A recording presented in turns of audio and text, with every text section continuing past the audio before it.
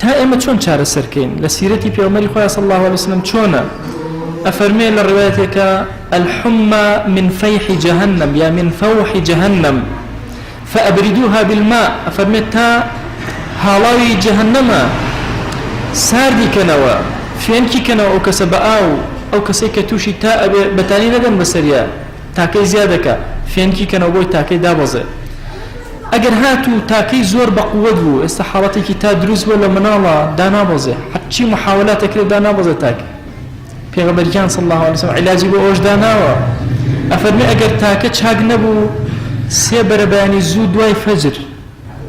ئەو بکەن بەسەر ئەم کەسە ئەو بۆشێن و پرژێن لەم کەسە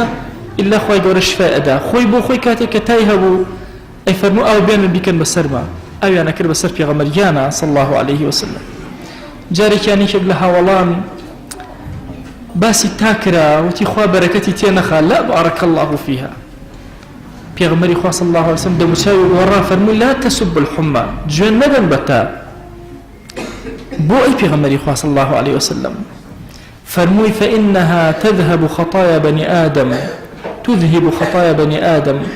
گناه كاني بني آدم هموي أبا نايهله هرچون آگر جنگي آسن أسوتين أو گناه كانتان أسوتين أبو هريرة رضي رحمتي خايله به زور كاد أي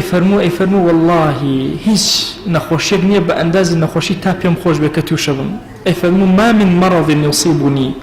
أحب إلي من الحمى فإنها تدخل في كل عضو مني فأنا والله لها مش تزياتر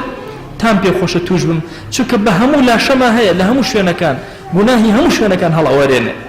حشنا لا شيء إنسان لا من تا جناهك هلا ورينا أما سيرتي في عمريانا صلى الله عليه وسلم الطب هم متفقة لسألوي أو كسيكوا تايبو أبي سارت كريتو فينك كريتو وتجربة علماء شيء تجربة إمام السيوطية